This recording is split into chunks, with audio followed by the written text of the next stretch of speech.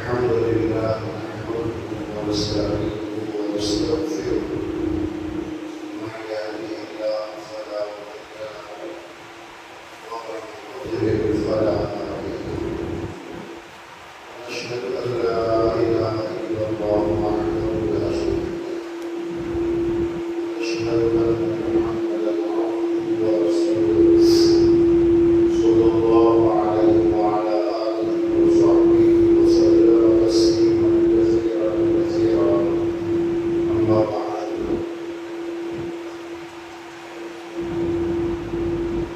عن عبد الله بن مسعود رضي الله عنه فيما رواه البخاري لا أحد أحب إليه المدحة من الله فلذلك مدح نفسه أو كما قال صلى الله عليه وسلم.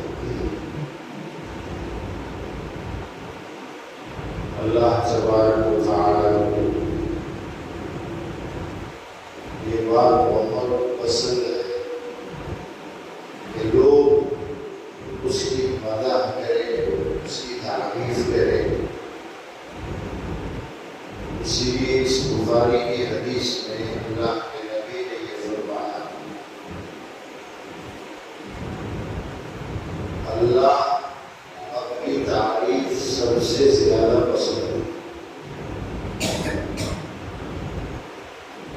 سب سے زیادہ. لا احد احب الیہ المدح، کوئی بھی اللہ سے بڑھ کر ہے کوئی ایسا نہیں ہے جسے اپنی تعریف بہت زیادہ پسند ہے. سب سے زیادہ اپنی تعریف اپنی بڑائی اللہ کو پسند ہے. وہ یہ چاہتا ہے کہ اس کے بندے اس کی تعریف کرے. اور یہ بات ہر چیز میں ہمیں ملتی ہے. نماز کا وقت ہوتا ہے تو جو کلمات اذان میں کہے جاتے ہیں ان میں بھی یہی ہے اللہ اکبر اللہ اکبر. 4 مرتبہ یہ کلمات دہرائے جاتے ہیں. اس کا مطلب کیا ہے؟ اللہ سب سے بڑا ہے. اللہ کے سب سے بڑے ہونے کی بات روزانہ ہر نماز کے وقت علی الاعلان اس کو پکارا جاتا ہے، کہا جاتا ہے. اور یہ اللہ کو بہت پسند ہے. اسی نے تو یہ کلمات رکھے. اللہ بہت خوش ہوتا ہے اس کی تعریف کرنے پر. اور پھر نماز میں بھی قرآن کی جو سورت لازماً رکھی گئی ہے کہ ہر نماز میں اس سورت کو پڑھا جائے گا، سورہ فاتحہ، اس میں بھی اللہ کی بڑائی. الحمدللہ رب العالمین، تمام تعریف اس اللہ کے لیے ہے جو سارے عالمین کا رب ہے، جو سب کا رب ہے. یہ تعریف ہے اللہ کی، یہ بڑائی ہے. الرحمن الرحیم، وہ بڑا رحم کرنے والا، بڑا مہربان ہے. اس کے رحم کی تعریف کی گئی ہے کہ وہ کتنا بڑا مہربان ہے. مالک یوم الدین، وہ روز جزا کا مالک ہے. جس دن ساری انسانیت کا حساب ہوگا اس دن وہ تنہا مالک ہے. وہ جس کو جو چاہے فیصلہ دے دے، کوئی اس کے سامنے کھڑے ہو کر پوچھنے والا نہیں. یہ بھی تعریف ہے.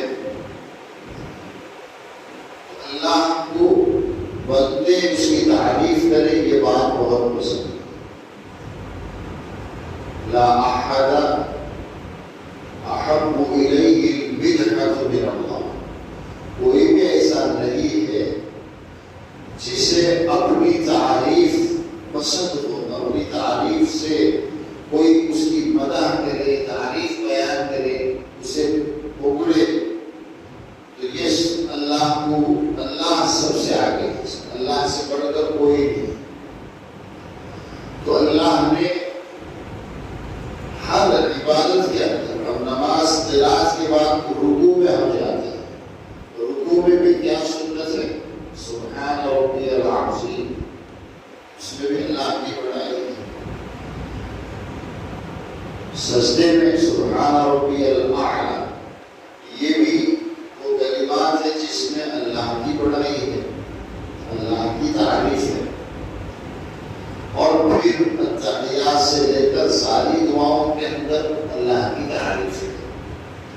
تو اللہ کو اپنی تعریف بہت زیادہ پسند ہے، اور وہ چاہتا بھی ہے کہ بندے اس کی تعریف زیادہ سے زیادہ کریں. اسی لیے اس کی تعریف کیسے کرنا ہے سکھانے کے لیے اللہ نے یہ ساری چیزیں رکھی. اسی لیے اہل سنت کا اس بات پر اتفاق ہے، ان کے یہاں یہ قاعدہ یہ ہے کہ اللہ کی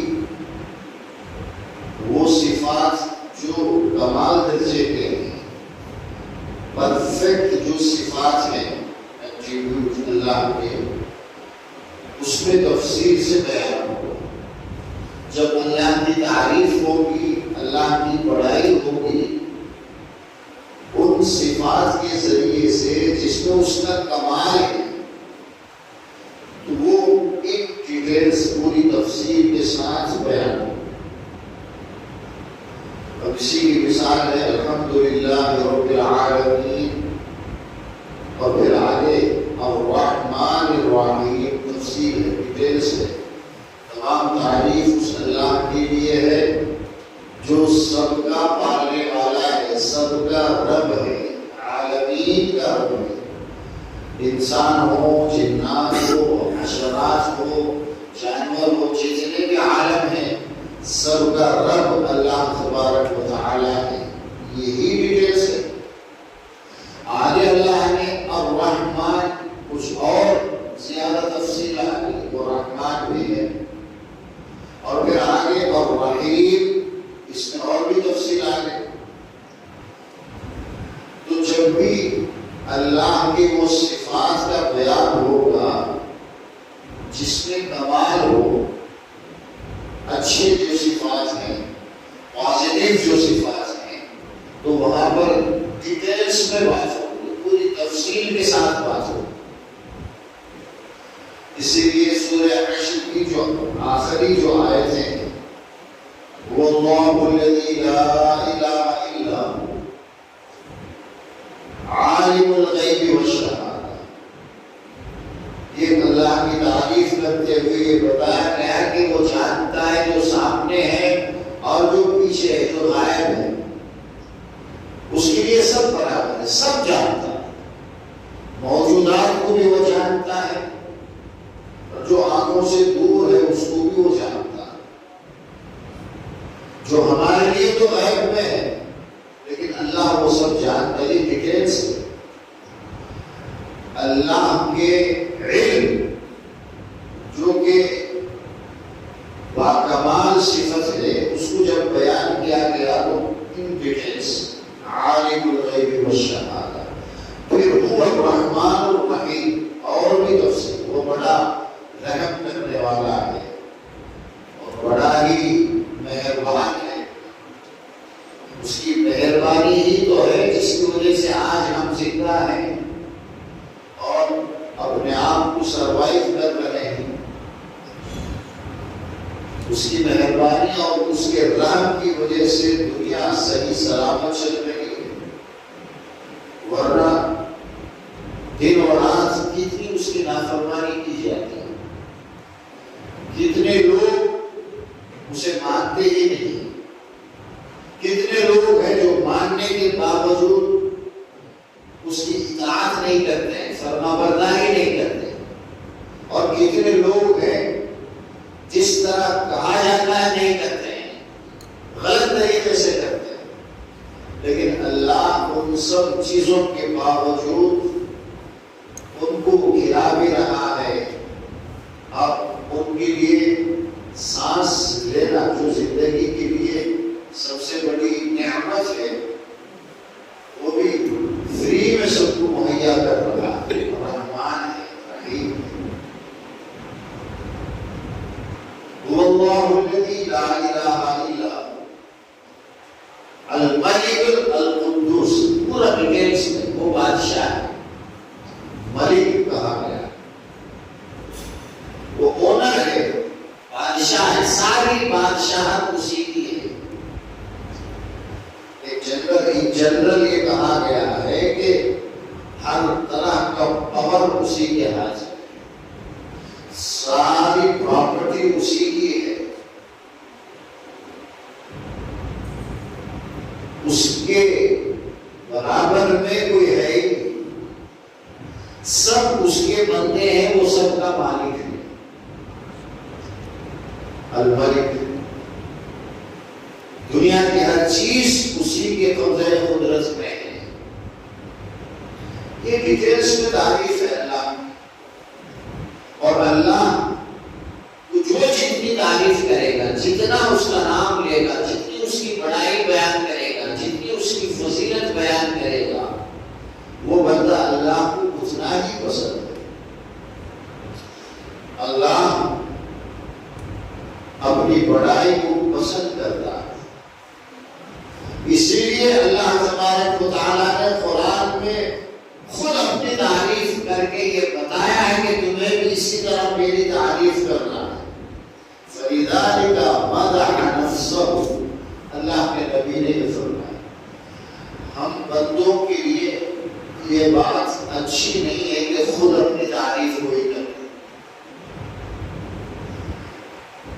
اور دوسروں کی تعریف اتنی ہی ہوگی جتنے کہ وہ مستحق ہیں.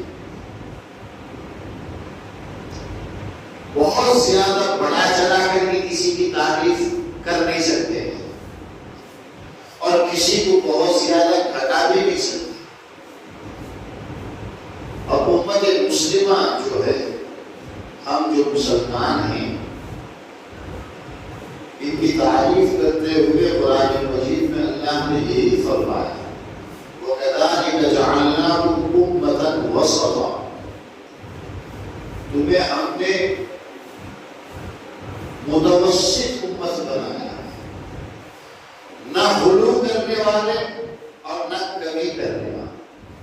یہ جو امت ہے، امت محمدیہ، مسلمان جو ہے، دنیا میں جتنی بھی امتیں آئی ہیں ان سب میں یہ میانہ کمی رکھنے والی امت ہے. نہ بہت زیادہ فاسٹ ہے، نہ بہت زیادہ سلو ہے. بیچ کی راہ اس امت کی ایک خصوصیت ہے. اس کی مثال ہے عیسیٰ علیہ السلام کے بارے میں. نصارہ جو کرسچن ہیں، انہوں نے بہت ہی غلو کیا، حد سے زیادہ ان کی تعریف کی. افراط میں وہ مبتلا ہو گئے. ان کو یہ خدا کا بیٹا بنا دیا، ان کو ہی عبادت کے لائق بنا دیا. بہت زیادہ غلو کیا.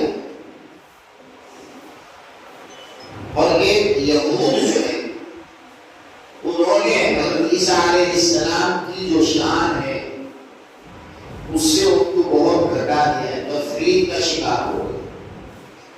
عیسیٰ علیہ السلام کو یہود جو ہے وہ نہیں مانتے. وہ کہتے ہیں کہ وہ جھوٹے تھے، اور ان کی ماں کے بارے میں بہت غلط الزام لگاتے ہیں. حضرت عیسیٰ علیہ السلام کی جو پیدائش ہوئی ہے اللہ کے حکم سے، بغیر باپ کے وہ پیدا ہوئے ہیں. اس بات کو یہودی نہیں مانتے. گستاخی کرتے ہیں. لیکن یہ جو امت ہے، امت محمد یا جو ہم مسلمان ہیں، وہ کسی بھی فرقے کے کیوں نہ ہو، وہ بدعتی بھی ہو سکتے ہیں، وہ کسی بھی طرح کے الگ یعنی گمراہ فرقوں سے اس کا تعلق ہو سکتا ہے، معتزلہ کے نام سے، خوارج کے نام سے. اس امت میں بڑے گمراہ فرقے آئے ہیں، لیکن وہ گمراہ فرقے بھی جو تھے وہ بھی متوسط امت میں ان کا بھی شمار کیا گیا. کسی بھی گمراہ فرقے نے کبھی یہ نہیں کہا کہ عیسیٰ علیہ السلام وہ اللہ کے بیٹے ہیں، یہ نہیں کہا ان کی عبادت کرنی چاہیے، یا یہودیوں کی طرف سے کسی بھی مسلمان جماعت کوئی بھی ہو کبھی یہ نہیں کہا کہ عیسیٰ علیہ السلام کی ولادت میں پیدا ہونے میں جو قرآن مجید میں کا جو بیان ہے کہ وہ بغیر باپ کے پیدا ہوئے ان کو ہم نہیں مانتے. نہ گستاخی کی اور نہ ہی ان کی شان میں غلو کیا. ہر جماعت نے، ہر مسلک نے، جتنے بھی فرقے مسلمان جن اسلام سے جن کا بھی تعلق ہے، جو اپنے آپ کو مسلمان کہتے ہیں، ان سب کا عیسیٰ علیہ السلام کے بارے میں جو عقیدہ ہے وہ درمیانے جو کہ صحیح ہے. ہم سب یہ مانتے ہیں کہ وہ اللہ کے رسول، ان کی ولادت جو ہے عجیب طریقے سے پیدا ہوئی. ان کا پیدا ہونا ایک معجزہ ہے. دنیا میں اس طرح سے کوئی پیدا نہیں ہوتا ہے. اللہ نے اپنی قدرت کو ظاہر کیا اور یہ بتا دیا کہ ہم جیسے چاہے پیدا کر سکتے. تو اس بات کو ساری امت مانتی ہے. ان کی طرح نہ ان کی شان میں بہت زیادہ بڑا چڑھ کے کچھ کہا، نہ ان کی شان گھٹا کر کے یہ نہیں کہا کہ یہ اللہ کے نبی نہیں ہے. ہم سب ان کو ایک سچے نبی مانتے ہیں. تو یہ اسلام جو ہے یہ مڈل میں ہے، متوسط ہے، بیانہ روی. اسلام کی یہ خوبی ہے، بہت زیادہ افراط یا تفریط یعنی کسی کو نہ وہ گھٹاتے ہیں اس کی شان سے، نہ کسی کو وہ اس کی شان سے بڑھ کر. ایک اور ایگزامپل ہے، ہماری شریعت میں متوسط ہے. اللہ نے جو احکام ہمیں دیے ہیں وہ بھی بہت ہی بیانہ روی ہے. اس میں نہ بہت زیادہ غلو ہے نہ بہت زیادہ ڈھیل ہے. عورت جب اس کا پیریڈس کا ٹائم ہوتا ہے، حیض کی حالت میں ہوتی ہے،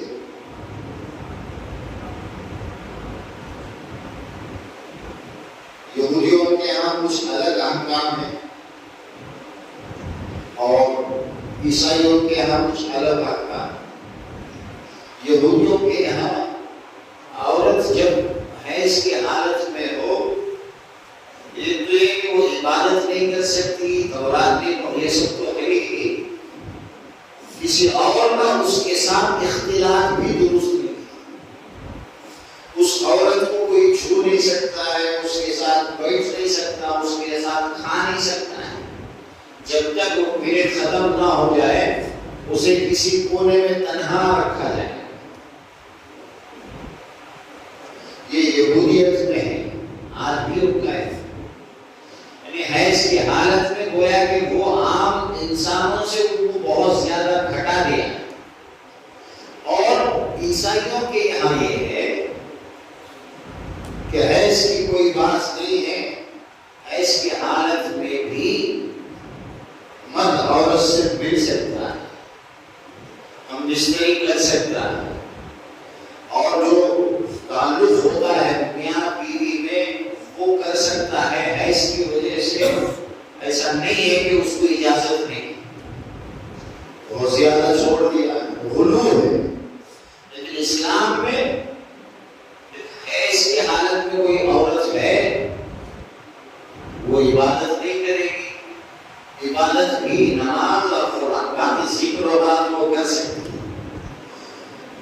کے لیے صرف اتنا ہے کہ اس کے ساتھ کھا سکتا ہے، بیٹھ سکتا ہے، بات چیت کر سکتا ہے، سب کچھ جائز ہے، لیکن ہم بستری نہیں کر سکتے۔ ایسی حالت میں کوئی مرد اپنی عورت سے جو مردانہ جو تعلق ہے وہ قائم نہیں کر سکتا، اس سے ملاقات اس حساب سے نہیں کر سکتا ہے، ہم بستری نہیں کر سکتا۔ ساتھ میں کھانے کی اجازت ہے اور ساتھ میں لیٹنے کی بھی اجازت ہے، کوئی حرج نہیں۔ تو اسلام نہ یہودیت کی طرح عورت کو ایسی حالت میں ایک دم ناپاک بنا کر کے ایک دم الگ تھلگ نہیں کرتا ہے، نہ عیسائیت کی طرح کہ ہر حال میں اس کے ساتھ آپ صحبت کر سکتے ہو نہیں۔ اسلام میں ایسی حالت میں عورت سے سب کچھ ٹھیک ہے، بس اس سے صحبت نہیں کر سکتے، اس کے ساتھ تعلق قائم نہیں کر سکتے۔ یہ اسلام کی بیانہ روی ہے۔ وَكَذَلِكَ جَعَلْنَاكُمْ أُمَّةً وَسَطًا، ایک ایسا پیارا سا مذہب ہے اسلام جس میں نہ بہت زیادہ شدت ہے اور نہ ہی بہت زیادہ نرمی ہے۔ جو احکام اللہ نے اسلام میں ہمیں دیے ہیں وہ ہر آدمی کے کرنے کے وہ کر سکتا ہے۔ لا يكلف الله نفسا الا وسعها، اللہ کے دیے ہوئے احکام آسانی سے پورے کیے جا سکتے۔ کوئی بوجھ اللہ نے ہم پر ایسا نہیں ڈالا ہے کہ جو ہم نہیں کر سکتے۔ ذرا سی ہمت، ذرا سا ارادہ ہو، آدمی 100% اسلام پر عمل کر سکتا ہے۔ اور حکم بھی یہی ہے، یا ایھا الذین آمنوا ادخلوا فی السلم کافہ، پورے کے پورے 100% اسلام میں داخل ہو جاؤ، اسلام کے احکام پر 100% عمل کرو، یہ حکم ہے اللہ۔ وَلَا تَتَّبِعُوا خُطُوَاتِ الشَّيْطَانِ، شیطان ہمیں وسوسے ڈالتا ہے، شیطان ہمیں یہ باور کرانے کی کوشش کرتا ہے کہ 5 وقت کی نماز کیسے ہم پورا کر سکتے ہیں، یہ اتنا بڑا کام ہے، عام لوگ اسے پورا نہیں کر سکتے، یہ ذہن میں ڈالنے کی کوشش کرتا ہے۔ پورے مہینے کے روزے، پورا دن بھوکے پیاسے رہنا یہ بڑا مشکل کام ہے، عام آدمی اس کو نہیں کر سکتا، شیطان اس طرح کے وسوسے ڈالتا ہے۔ اب کوئی کسی حکم کو اگر چھوڑ رہا ہے،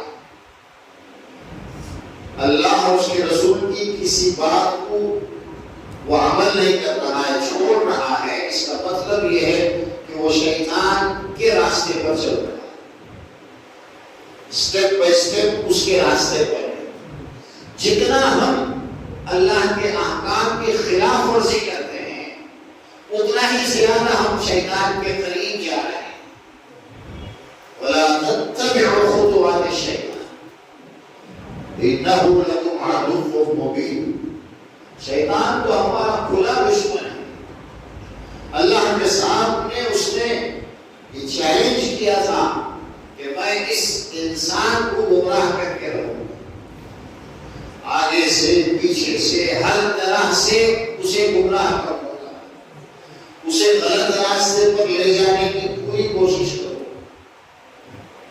اللہ کے نبی نے یہ فرمایا ہے، جس طرح تمہارے بدن میں تمہاری رگوں میں خون دوڑتا ہے، اسی طرح شیطان بھی تمہارے رگوں میں گردش کرتا ہے۔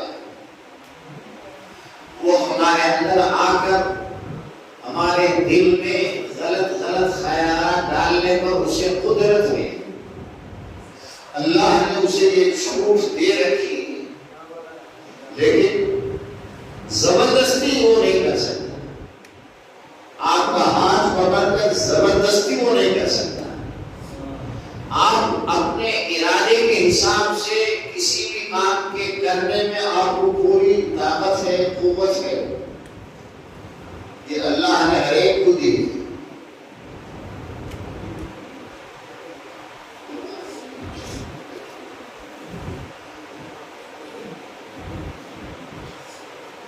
ہر ایک کو اس بات کی قدرت ہے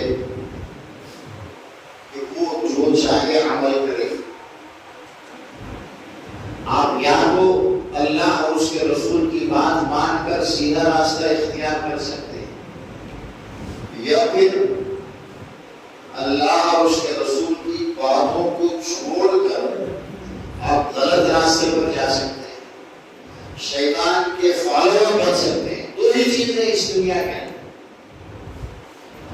یا تو انسان جو ہے اللہ اور اس کے رسول کا فالوور ہوگا، یا پھر وہ شیطان کا فالوور بن جائے گا.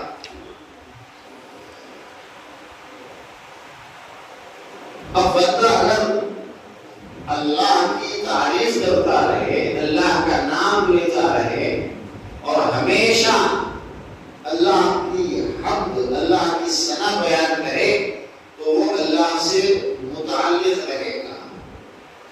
اس لیے اللہ تبارک و تعالیٰ نے ہمیں اس بات کا حکم بھی دیا ہے کہ آپ خوب اللہ کی تعریف کرو، اور ساتھ ساتھ ہر جگہ قرآن و حدیث میں اللہ کی تعریف کرنے کے طریقے بھی اللہ نے ہمیں سکھائے. ان ڈیٹیلز جو مثبت باتیں ہیں، ارے اللہ کے وہ صفات جو پازیٹیو ہیں، اسے اللہ نے بڑے کھول کر کے تفصیل کے ساتھ بیان کیا، اور جن صفات میں نیگیٹیوٹی ہے اسے اللہ تبارک و تعالیٰ قرآن مجید کے اندر کامن بیان کیا ہے، اس کی بہت زیادہ تفصیل نہیں. لیس کمثلہ شیء، اللہ نے یہ بتا دیا کہ اس کی طرح کوئی نہیں. چھوٹی سی بات ایک لائن میں بات ہو گئی، ڈیٹیلز میں نہیں، اس کی تفصیل کیا ہے یہ نہیں بیان کیا. لیس کمثلہ شیء، اس کی طرح کوئی چیز نہیں، اس کی مثال کسی جگہ ہو ہی نہیں سکتی. یہ عام طور پر ہے، کہیں کہیں تھوڑی بہت تفصیل آئی ہے ان صفات کے اندر بھی جن کا تعلق نیگیٹیوٹی سے ہے. سورہ اخلاص کے اندر اللہ نے تھوڑی سی ڈیٹیلز اس کو بیان کی. اللہ احد، اللہ الصمد، یہ جو ہے اپنی تعریف کی ہے اللہ نے. وہ جو صفات ہیں جو پازیٹیو ہے اس کا بیان ہے. اللہ ایک ہے، اللہ بے نیاز ہے، یہ دو باتیں ہو گئی. اور آگے جو لم یلد ولم یولد ولم یکن لہ کفوا احد، اس میں اللہ کے وہ صفات بیان کیے گئے ہیں جن کا تعلق پازیٹیو سے نہیں ہوگا. لم یلد، اس سے کوئی پیدا نہیں ہوا. ولم یولد، نہ اس کو کسی نے پیدا کیا. لم یلد، جیسے دنیا میں ایک انسان جو ہے دنیا میں آنے کا ذریعہ اس کی ماں باپ ہوتے، اللہ کے کوئی ماں باپ نہیں. ہم سب جو آئے ہیں ہمارے ماں باپ ہیں، ماں باپ کی وجہ سے ہم اس دنیا میں آئے ہیں. ہم سب یولد میں ہیں، اور ہمارے بھی بچے ہوں گے جو ہم سے آگے نسل پھیرے گی. یعنی ہم بھی ذریعہ ہیں ہمارے بچوں کے اس دنیا میں آنے کا. لیکن اللہ تبارک و تعالیٰ ان ساری چیزوں سے پاک ہے. وہ نہ کسی کا بیٹا ہے نہ وہ کسی کا باپ ہے. وہ ہمیشہ سے ہے اور ہمیشہ رہے گا.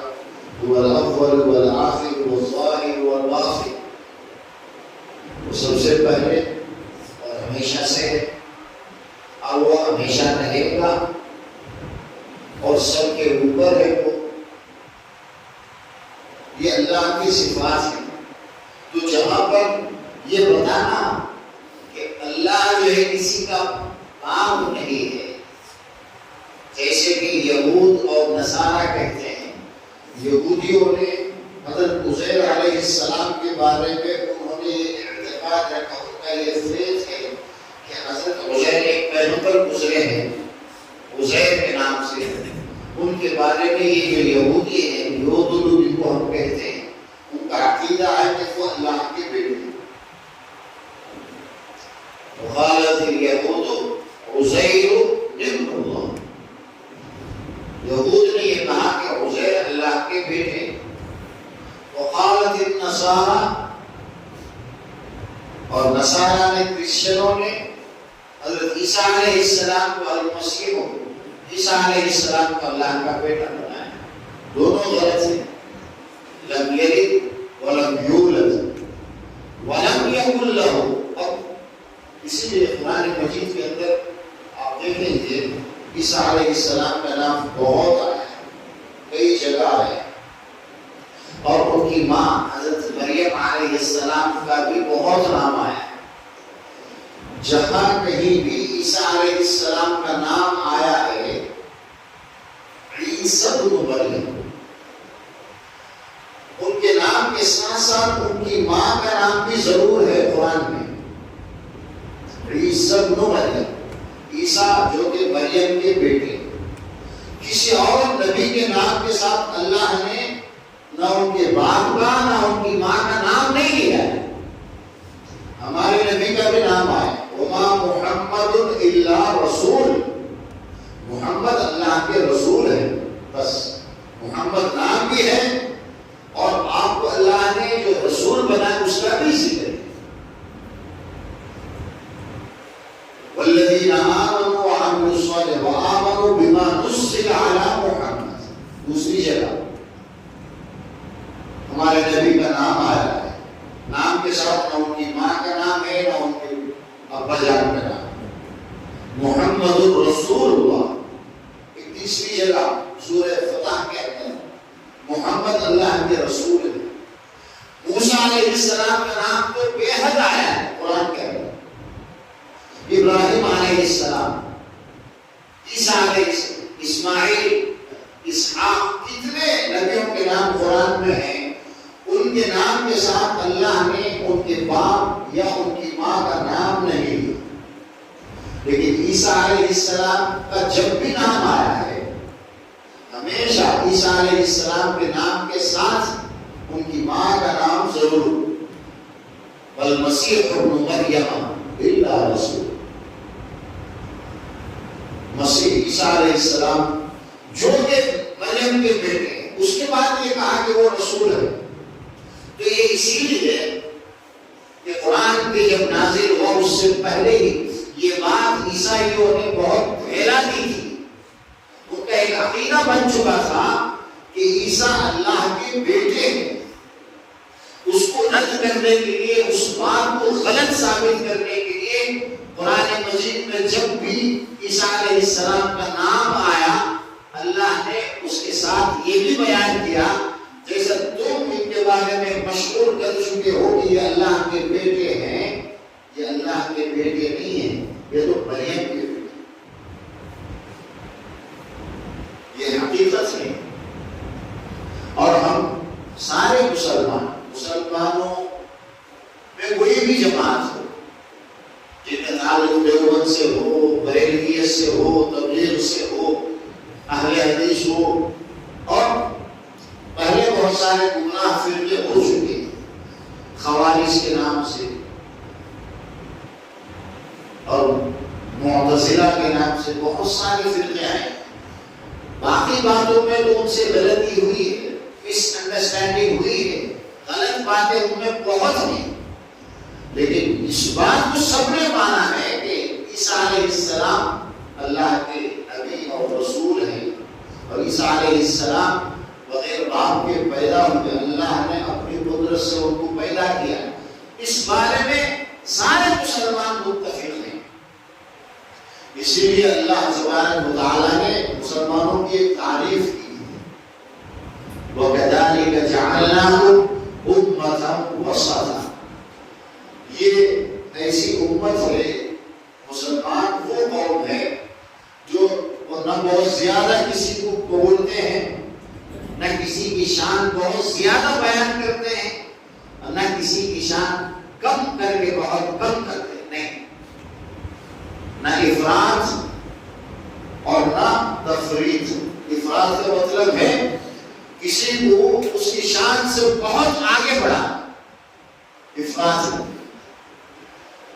کسی نبی کو یہ سمجھ، کسی نبی کو یا کسی ولی کو یہ سمجھنا کہ یہ ہماری ضرورت پوری کر سکتا ہے۔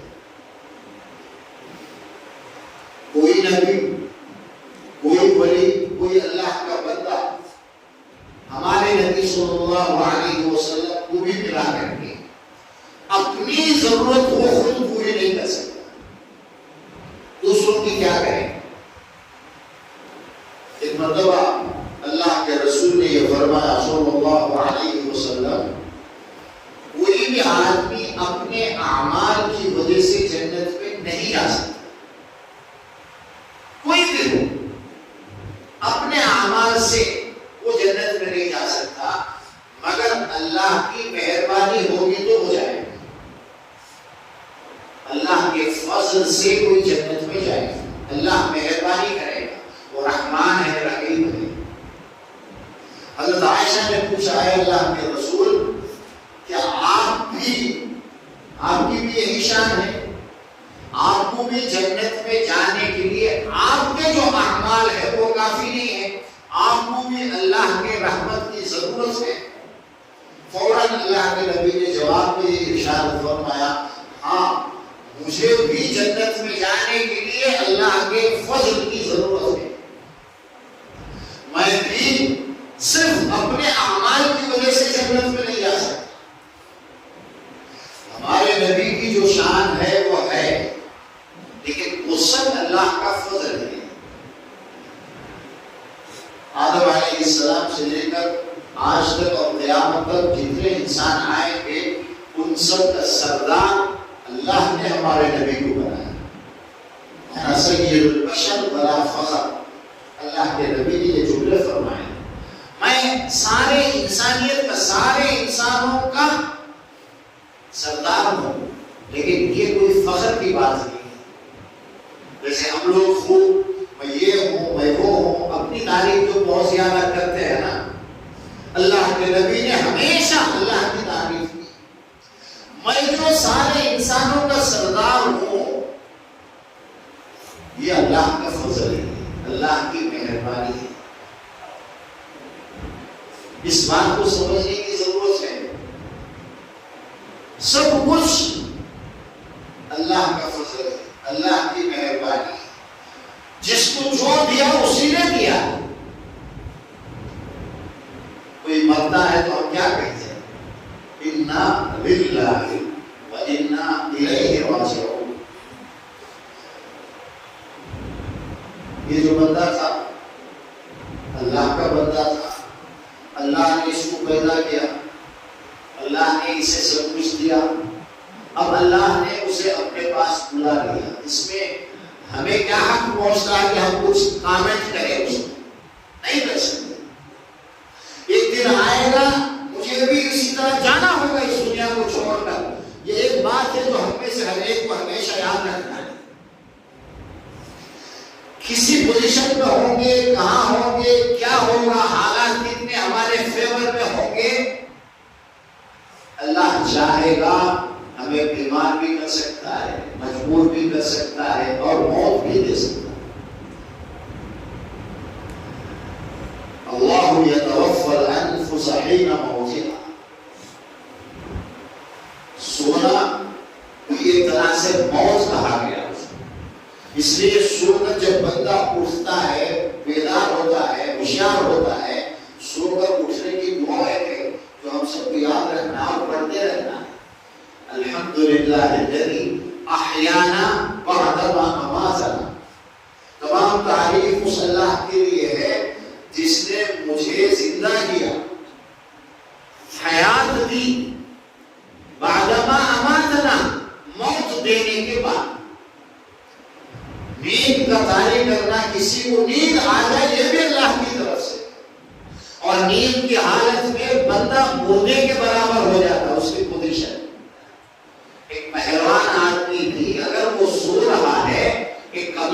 تو اسے جا کر مار بھی سکتا ہے، کچھ نہیں کر سکتا وہ جب تک کہ اس کی روح اس کے اندر واپس نہ آ جائے۔ سونے کی حالت میں ہماری جو روح ہے وہ لے لی جاتی ہے، اور جس کا ٹائم ہو جاتا ہے وہ روح پھر واپس نہیں ہوتی، مردہ ڈکلیئر کر دیا جاتا ہے، اور جس کا ٹائم باقی ہوتا ہے اللہ تبارک و تعالیٰ اسے اس کی روح کو واپس کرتے ہیں، اور کتنی آسانی سے روح واپس آ جاتی ہے۔ کوئی آ کر کے دروازہ کھٹکتا ہے تو کوئی ہوشیار ہو جاتا ہے، کسی کی نیند بہت ہلکی ہوتی ہے، وہ جہاں سو رہا ہے کوئی وہاں پیدل واکنگ بھی کرے گا تو وہ اٹھ کر کھڑا ہو جائے، اسے بہت ہلکی سی نیند ہے۔ کوئی اتنا گہری نیند میں وہ سوتا ہے اسے اٹھانا پڑتا ہے، کسی کو بہت آسانی سے اس کی روح واپس آتی ہے۔ ساری تعریف اللہ کے لیے، احیانا بعد ما اماتنا۔ جس طرح آج مجھے تھوڑی دیر کے لیے اللہ نے نیند بھی دی، موت بھی آ گئی، اور پھر نیند سے میں ہوشیار بھی ہو گیا، اٹھ کر کھڑا ہو گیا، عشاء کی نماز کے بعد میرا تھوڑی بہت جو ضروری کام ہے کر کے وہ سو گیا دعا پڑھ کے۔ سونے کی بھی دعا میں یہی بات ہے، اللہم اے اللہ بسمک، تیرے نام سے اموت، میں مر رہا ہوں، اب میں سونے جا رہا ہوں، میری موت ہونے والی ہے، اے اللہ تیرے نام سے اموت و احیا، اور پھر میں اٹھوں گا بھی، کچھ دیر کے لیے میں بے خبر ہو کر سو جاؤں گا، جسے موت کہا گیا ہے۔ حدیث کے جو الفاظ ہیں دعا میں اللہ نے جو الفاظ ہمیں سکھائے اس میں موت کا لفظ ہے۔ سونے سے پہلے بھی یہ کہہ کر آدمی ان چیزوں کو آدمی تھوڑا سا سوچنے کی ضرورت ہے۔ بہت ساری باتیں ہم سمجھتے نہیں، سونے کی دعا ہم نے سیکھ لیا، لیکن اس کا ارتھ کیا ہے معلوم ہونا چاہیے۔ ارتھ نہ معلوم ہونا اور جو ضروری باتیں ہیں دین کی جس کو ہم نہ سمجھیں، یہ بہت بڑی محرومی کی بات ہے۔ قرآن مجید میں اللہ نے ارشاد فرمایا، یا ایھا الذین آمنوا لا تقربوا الصلاة وانتم سکارى حتی تعلموا ما تقولون۔ شروع میں شراب حلال تھا، لوگ پیتے تھے، مدینے میں جانے کے بعد بھی کئی سال کے بعد شراب حرام ہے۔ اللہ کے نبی کا جو 23 سال کا جو ٹائم ہے اس میں مکے کے 13 سال تک پورا شراب جو ہے پیتے تھے، حلال تھا۔ مدینے میں جانے کے بعد بھی کچھ سال تک شراب حلال ہے، پی سکتے تھے، شراب کا پینا کوئی گناہ کی بات نہیں تھی۔ پھر اب پابندی آ گئی۔ پہلے اللہ نے حکم دیا کہ نماز کے وقت نماز جب تم پڑھو شراب پی کر مت پڑھو، نشے میں نہیں ہونا چاہیے۔ اس آیت میں وہی بتایا ہے، لا تقربوا الصلاة وانتم سکارى، تم نماز کے قریب بھی مت جانا، نماز شروع میں مت کرنا، مسجد میں نہیں جانا، وانتم سکارى، جب تم نشے کی حالت میں ہو۔ کیوں؟ حتی تعلموا، یہاں تک تمہارا نشہ اتر جائے کہ تم جو ہے جو تم پڑھ رہے ہو نماز میں وہ سمجھنے لگو۔ منع اس لیے کیا گیا ہے مسجد میں جانے سے، نماز شروع کرنے سے، کیوں؟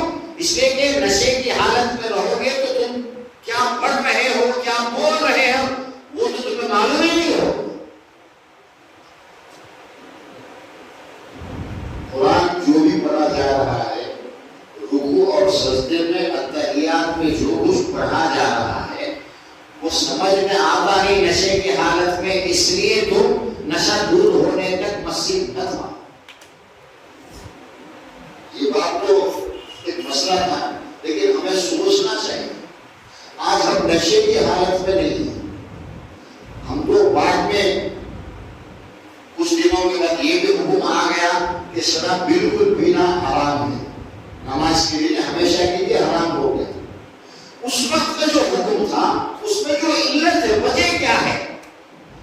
آج ہم مسلمان ہیں، ہیلدی حالت میں ہیں، نہا دھو کر ہم جمعے کی نماز کے لیے بھی آئے ہیں۔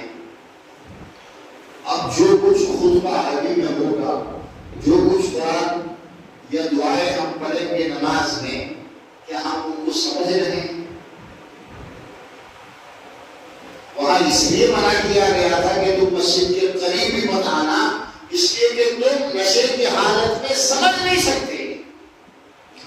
اور یہاں حالت تو اچھی ہے، لیکن ہم نے کبھی سوچا نہیں، فکر نہیں کیا کہ جو چیز ہم نماز میں پڑھ رہے ہیں اسے ہم سمجھ بھی رہے ہیں یا نہیں سمجھ رہے ہیں۔ اگر نہیں سمجھ رہے ہیں اور پھر آ رہے ہیں تو فائدہ کیا ہوگا؟ جتنا اس انسان کو جو قرآن سمجھتا ہے اور نماز میں جو کچھ وہ پڑھتا ہے اسے سمجھ کر وہ پڑھتا ہے، اسے جتنا فائدہ ہوگا نماز سے، نہ سمجھ کو کیا فائدہ ہوگا؟ تو ہم میں سے ہر ایک کی فرض عین، آج کل بہت بڑی بات ہے نا، لوگ جھوٹی باتیں بہت پھیلاتے ہیں۔ جماعت میں جانا ضروری ہے ہر ایک کے لیے، جماعت میں جانا کسی کے لیے ضروری نہیں ہے، کہیں اور جانا کوئی ضروری نہیں ہے۔ ضروری یہ ہے کہ انسان جو ہے وہ دین کے جو بھی وہ بولتا ہے، یوز کرتا ہے، ان سب کو وہ سمجھ رہا۔ ہم بولتے ہیں ہم بنیادی جو باتیں ہیں ہمارے ایمان کے، اسلام میں 5 فرض، کلمہ، ہم کلمہ پڑھتے بھی ہیں، لا الہ الا اللہ محمد رسول اللہ، زبان سے نہیں، لا الہ الا اللہ محمد رسول اللہ کا ارتھم کیا ہے، اس کا صحیح میننگ کیا ہے، یہ سمجھنا بہت ضروری ہے۔ سمجھ کر اسے دل سے ماننا، پھر اس پر عمل کرنا۔ پھر نماز، صلاۃ کا لفظ آتا ہے، نماز کو ہمیں سمجھنا بہت ضروری ہے۔ صلاۃ کیا ہے سمجھ کر اس کے حساب سے اس پر یقین کرنا، ایمان لانا، اس پر عمل کرنا، یہ ضروری ہے۔ کتب علیکم الصیام، تم پر روزے فرض ہیں۔ سیام، صوم کی جگہ سیام ہے، صوم کے معنی ہے روزہ رکھنا، روزے کو صوم بولتے ہیں، ہم تو اردو میں روزے بولتے ہیں۔ روزے کیا ہے، اس کا صحیح معنوں میں کیا تعارف ہے، روزہ کیا ہے اصل میں، اس کی چھانبین کرنا، حج کے بارے میں معلومات حاصل کرنا۔ السلام علیکم ہم کسی کو بار بار یہ بولتے ہیں، کوئی بھی سامنے سے آتا ہے ہم السلام علیکم کہتے ہیں، اس کا کیا مطلب ہے؟ ابھی ایک انگریز کا ایک واقعہ کل پرسوں جو ہے سوشل میڈیا پہ یہ دیکھا، وہ مسلمان ہو گیا، اس سے پوچھا گیا کہ تمہارے اسلام میں داخل مسلمان ہونے کی کیا وجہ ہے، کیا بات ہے؟ اس نے کہا سلام ہے۔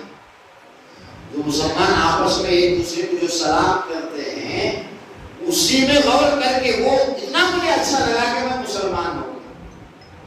دنیا میں بہت سارے لوگ ملتے ہیں، کیا کیا بولتے ہیں، باغ النہار، گڈ مارننگ، اس طرح کے جو الفاظ ہیں ان سب کو آپ ایک ساتھ رکھو، اور مسلمان جو آپس میں دیکھ کے السلام علیکم جو بولتے ہیں، ان دونوں میں غور کرو، اس کا میننگ کیا ہے؟ السلام علیکم کتنی بڑی دعا ہے، اللہ تمہیں سلامت رکھے، اللہ کی سلامتی یعنی کہ اللہ تمہاری صحت اچھی رکھے، اللہ تمہاری روزی اچھی رکھے، اللہ ہر طرح کی پریشانی سے تم کو دور کرے، اللہ تمہیں اچھا سا گھر دے، اللہ تمہیں نیک اولاد، ساری چیزیں آئیں۔ یہ اتنی بڑی دعا ہے اور اللہ کے نبی نے اس کو ہمارے لیے سنت رکھا ہے نا، عبادت ہے، جو پہلے سلام کرتا ہے اسے ثواب زیادہ ملتا ہے۔ اس کے میننگ میں، اس میں غور کر کے مجھے سمجھ میں آ گیا کہ جس دین میں ملنے کے لیے جو آداب رکھے ہیں اس کے اندر اتنا ڈیپ ہے، اتنا زیادہ اس کے اندر ہے، وہ دین کیسا ہوگا، اس کا ایک ایک حکم کتنا ہوگا۔ اس لیے وہ مسلمان ہے۔ تو ہماری یہ ذمہ داری ہے، اللہ تبارک و تعالیٰ نے ہمیں یہ سکھایا ہے کہ ہم سب سے زیادہ اللہ کی تعریف کریں۔ جس طرح سے قرآن و حدیث میں اللہ کی تعریف ہمیں بتائی گئی ہے، اسی طرح اللہ کے جو کمال، صفات جو کمال ہے، اللہ زندگی دیتا ہے، اللہ رزق دیتا ہے، ان کو ہم بار بار اس کو کرتے رہے۔ جتنا ہم اللہ کی تعریف کریں گے اللہ ہم کو پسند ہے. اسی بات کو امام بخاری نے روایت کیا ہے. مسلم شریف میں بھی حدیث موجود ہے. حضرت عبداللہ بن مسعود فرماتے ہیں لا احد، کوئی بھی ایسا نہیں ہے احب الیہ المدح، جسے تعریف بہت زیادہ پسند ہو. اللہ کو اپنی تعریف بہت زیادہ پسند ہے. جتنا تعریف کرنے سے اللہ خوش ہوتا ہے اتنا کسی کو خوشی ہوگی ہی نہیں. وہ کتنا خوش نصیب بندہ ہے جو ہمیشہ اللہ کی تعریف کرے. اسی لیے ہر وقت کی دعاؤں میں اللہ کی تعریف موجود ہے. ہم کھانا کھاتے ہیں اللہ کی تعریف کرتے ہیں، پانی پیتے ہیں اللہ کی تعریف کرتے ہیں، الحمدللہ آ جائے اللہ کی تعریف ہے.